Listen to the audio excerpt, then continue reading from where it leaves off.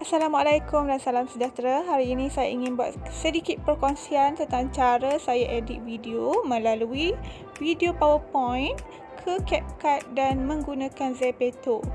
Okey, saya akan mulakan daripada video PowerPoint yang telah convert ke video. Okey, setelah convert ke video, saya akan hantar ke Telegram dan akan save ke dalam phone. Okey, selepas itu saya akan masukkan dalam Capcut. Okey, kita akan mulakan new project dan tekan video yang kita nak edit. Okey, selepas itu untuk masukkan suara perlu ke audio dan voice over untuk masukkan suara. Okey, untuk kita record suara, kita perlu hold sahaja recording tu sepanjang kita bercakap, kita perlu tekan button tu. Okey, sampailah kita habis bercakap. Okey, cikgu juga boleh pergi ke voice effect. Okey, dekat voice effect tu ada beberapa suara lah, suara chipmunk, suara high, suara Assalamualaikum dan salam sejahtera.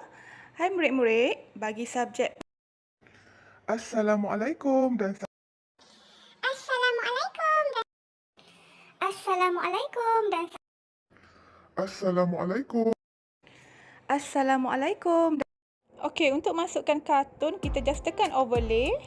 Okey, tekan add overlay dan pilih mana video yang kita nak masukkan untuk Zepeto. Okey, selepas dah jumpa yang kita nak, kita tekan dan add. Kalau nak crop pun boleh dulu. Video ni kita boleh gerakkan ke kiri dan ke kanan, mana yang mana sesuai. Okey, lepas tu kedudukan pun kita boleh adjust lah. Okey, lepas tu kita akan tekan remove background untuk kita buang background. Okey, lepas tu untuk video ni kita boleh buat animation untuk overlay ni. Ada beberapa animation untuk in dan out, untuk dia masuk dan dia keluar. Okey, bergantung kepada keperluan lah. Okey, selepas tu selain pada animation, kita boleh juga copy video ini. Untuk overlay ni kita boleh copy, kita tarik ke kiri. Okey, ujung-ujung sekali ada copy. Tekan sahaja copy tu, dia akan copy baliklah video tersebut. Okey, mana yang kita nak guna, selama mana yang kita nak guna. Okey, untuk masukkan teks, kita tekan dekat teks. Lepas tu add teks, dia ada beberapa lah style, effect. Okey, yang kita boleh edit. Okey, selain itu boleh juga masukkan stiker. Okey, tekan dekat stiker tu, ada bermacam-macam stiker yang kita perlukan. Okey, dah banyak pilihan lah. Okey, untuk stiker tu kita boleh adjust size dia, kita boleh copy, kita boleh masukkan sekali dengan audio yang ada dalam Capcut ni. Okey, selain daripada stiker, kita juga boleh masukkan sound audio. Dia ada music background, dia ada okey ni music, okey ni efek. Okey, untuk efek ketawa, efek apa-apalah sesuai dengan kita punya video, kita boleh pilih dekat situ, boleh guna sahaja. Dah jumpa yang sesuai, kita just tekan je warna hijau, so dia akan masuk lah. Okey, selain itu kita boleh juga tambah efek yang cantik di video kita. Okey, ada banyak juga pilihan efek yang menarik dan mungkin sesuai dengan video yang kita nak bahaya menanti, jangan terpengaruh.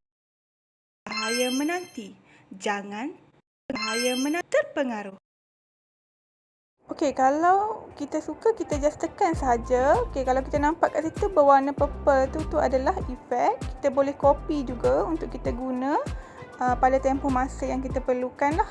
Okey, selain itu kita boleh format. Okey, untuk format video dan juga ada juga filter. Maafkan saya, filter. Okey, kalau kita nak perlukan filter lah.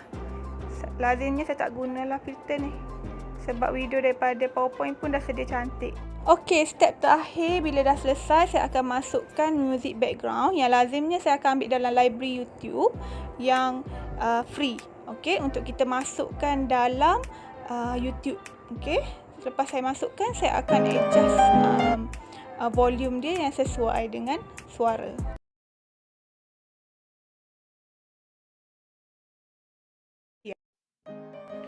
Assalamualaikum dan salam sejahtera. Hai murid-murid, bagi subjek pendidikan. Okey, dah siap edit. Saya akan tekan dekat button kat atas tu. Okey, dan export. Saya tak akan ubah apa-apa, saya terus export saja. Okey, itu saja perkongsian untuk hari ini. Untuk tahu bagaimana cara saya menggunakan Zepeto, mengambil video daripada Zepeto macam ni, boleh klik link di atas. Jangan lupa untuk like, comment and subscribe.